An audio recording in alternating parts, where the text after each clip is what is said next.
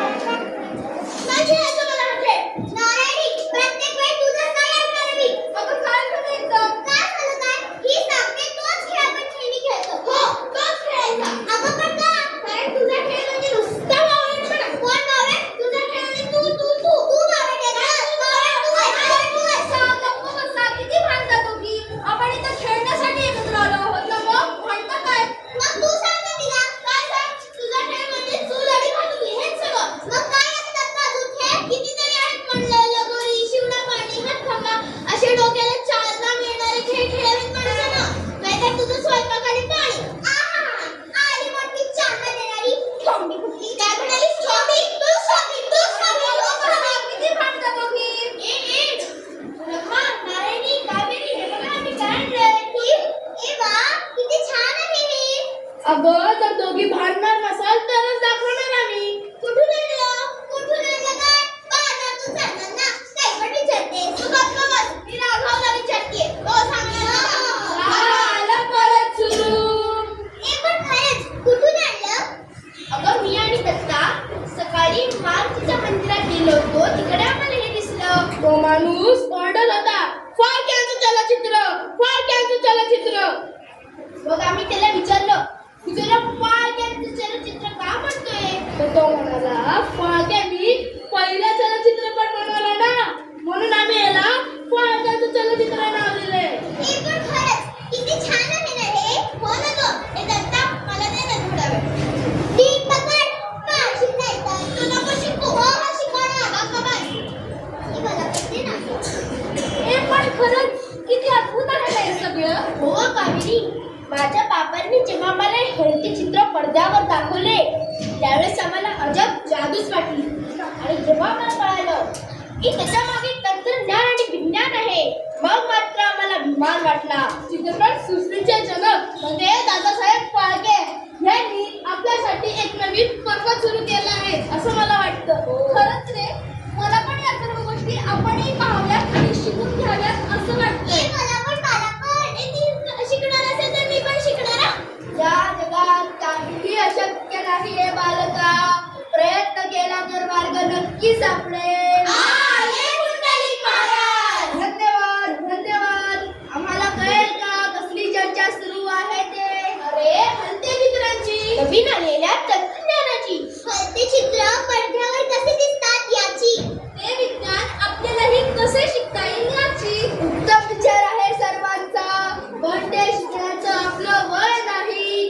कोण शिकवणार आपल्याला सांगा मला. हातला थोडा ठेवल्यानं हे तू आत्ताच म्हणालीस ना काही अशक्य नाहीये म्हणून. अहो पण आपलं वय तरी बघा. कोण दारात उभं करेल आपल्याला.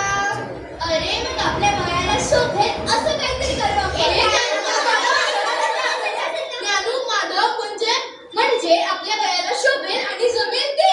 अरे ज्ञानू माधव म्हणजे मागे समजलं म्हणजे आपल्या सगळ्यांसाठी एक संधी चालून आली आहे. ज्ञानू कसली संधी?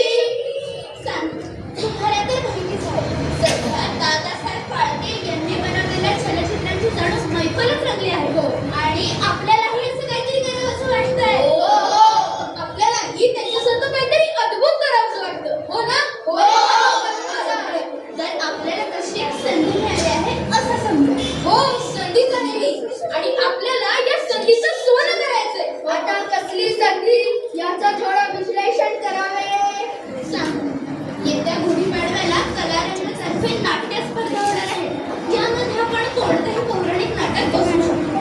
मुख्य म्हणजे हे मूकनाट्य आहे म्हणजेच अरे आपण यात भाग घ्यायचा म्हणजे घ्यायचाच. आणि आता ही संधी सोडायची नाही मुळी. अशी पात्र रंगवायची की पुढच्या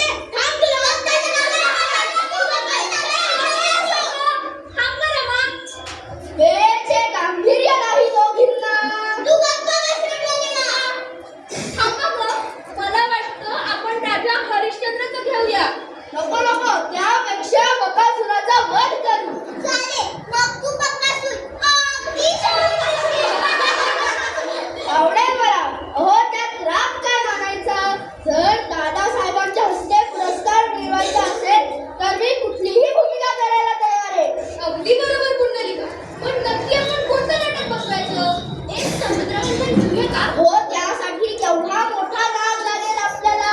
तो आता मिळेल तरी का? नको नको, राजा हरिश्चंद्रच घेऊया.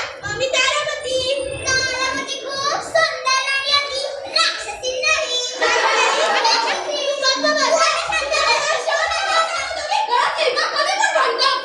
आपल्याला मूळ मुद्द्यावर यायचंय. नाटक कोणतं घ्यायचे हे ठरवायचंय. बरं, आपण श्रीकृष्ण जन्म दाखवूया का? अरे माधव, त्याला भरपूर सराव लागेल आणि रंगमंच रचना पण खूप करावी लागेल. हो, अगदी बरोबर. आपण असं नाटक बसवू ज्यामध्ये सगळ्यांनाच वेगवेगळ्या भूमिका साकारता येतील आणि नाटक पण पूर्ण रंग होईल. अरे दत्ता, तर चित्रपटांची आणि नाटकांची विशेष आवड आहे. तू एखादा विषय सुचव ना.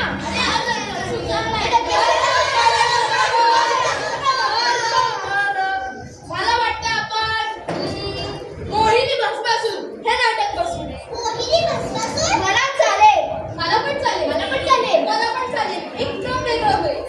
दत्ता, आपल्याला यासाठी तो चित्रपट पाहावा लागेल ना? हो हो, नेहरू. माझ्या मामाने तो चित्रपट 6 वेळा पाहिला.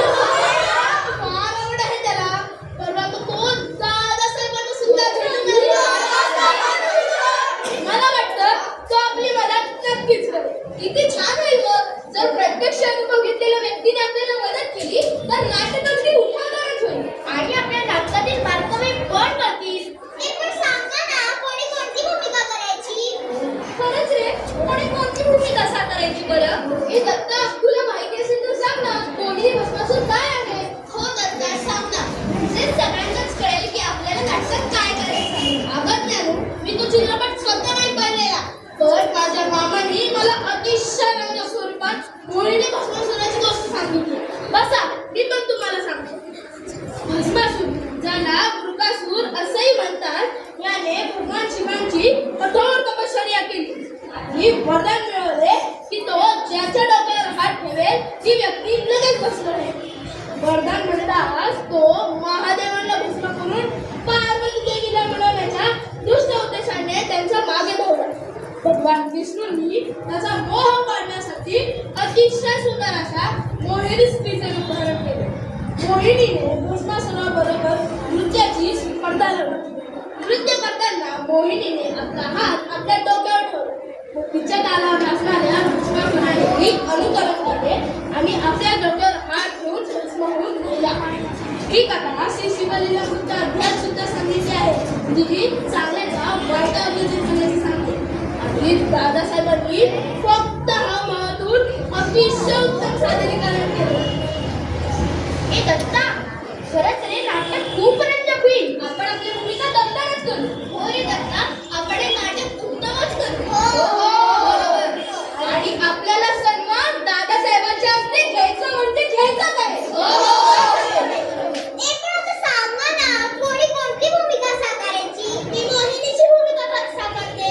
मोहिनी आणि तू, तुला बघून तर सगळे काढून जातील. तुला तिथे चक्कर पडेल.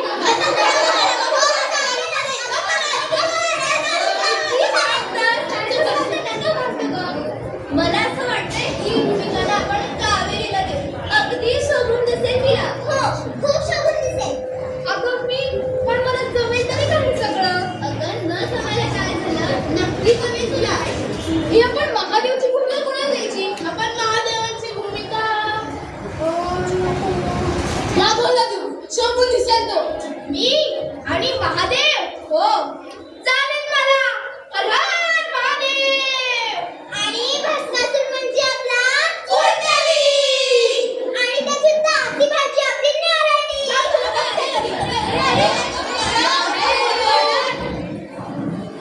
मी, ज्ञानू, दत्ता आणि रमा आजूबाजूच्या पालकांची भूमिका करू. चालेल ना सगळ्यांना? हो, चालेल. चला तर मग लागा तयारीला. आपलं बघतेच मी.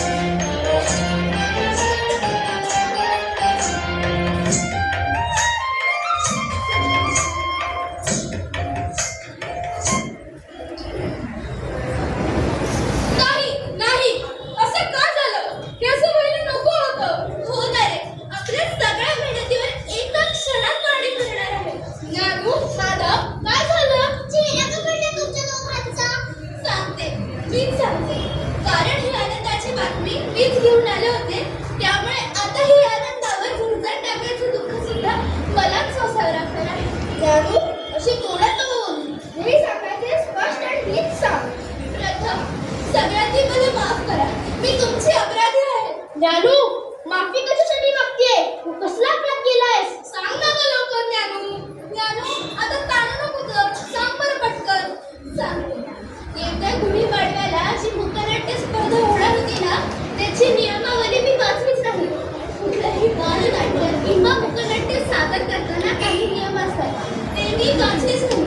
आनंदाच्या भरात मी फक्त स्पर्धा आहे एवढंच वाचलं आणि तुम्हा सगळ्यांना सांगायला लागले.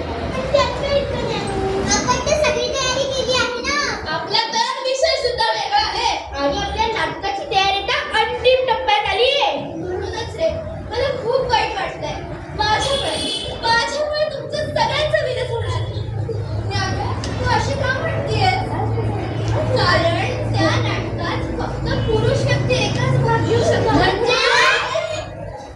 म्हणजे स्त्री पात्र ही पुरुषांनीच साकारायची आहे.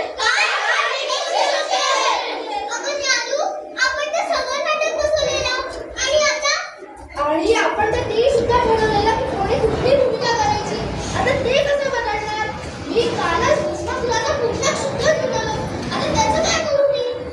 मी एक मोहिनी या भूमिकेसाठी आजी नवीन साडीची घडी सुद्धा मोडलीये. आता आणि माझ्या बाबांनी कालच महादेवाचा पोशाख नाटक कंपनीतून भाड्याने आणला होता. आता त्याचं काय होईल? हो करते अगो, हे कसं शक्य आहे?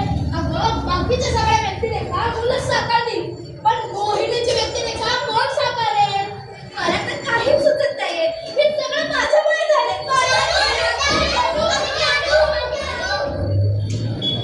आपण एवढीची तयारी केली, सगळी व्यर्थ जाणार. मला पण काही मार्ग सुचत नाही. अरे राघव, थांब जरा, काहीतरी मार्ग निघाला. अरे थांब. मला पण आपल्या नाटकाचं काहीच खरं वाटत नाहीये. आता थांब ना, काढू ना पण काहीतरी मार्ग.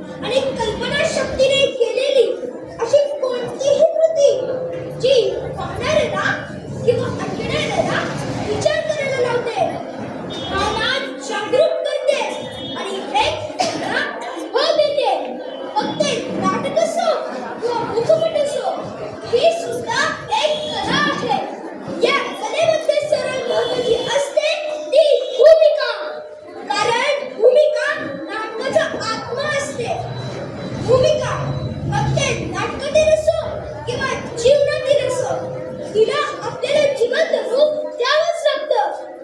अरे बाबा, एखाद्या मुलाने स्त्री पात्र केलं म्हणून तो कलावंत कधीच छोटा होत नाही.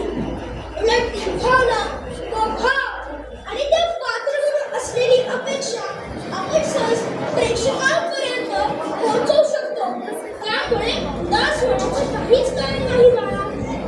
नाटक असो किंवा आयुष्याचा रंगमंच, आपल्याला असे कविता साकारायचे आहे की नाटक जरी संपले तरी टाळ्या वाजतच राहिल्या पाहिजे.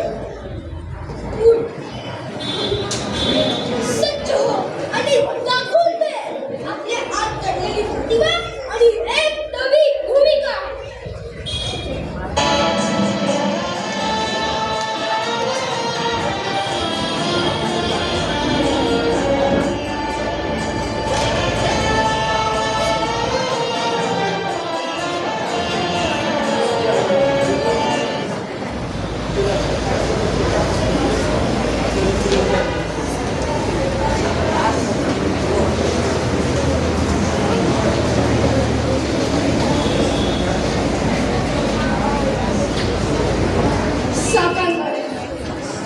साकारणार मी स्त्रीची भूमिका साकारणार. दादासाहेबांनी उभारलेल्या या साम्राज्याचे एकच उद्देश आपल्या आतील दडलेल्या कलाकाराला जागृत करून आपल्या वाटेला येईल त्या भूमिकेत समर असून ती भूमिका साकारणार न्याय देणार. मी मोहिनीच्या भूमिकेला न्याय देणार. दादासाहेबांनी मदत आपल्या कलाकाराला जागृत केले देणार. मी मोहिनीच्या भूमिकेला न्याय देणारच.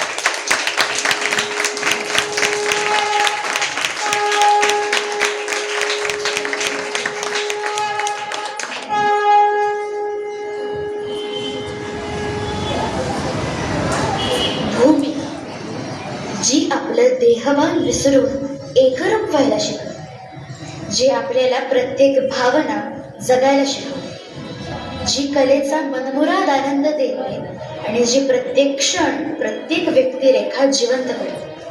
अशी ही भूमिका. अशा अनेक भूमिकांना पडद्यावर साकारणाऱ्या माननीय दादासाहेब फाळके यांना आमचा मानाचा मुजरा.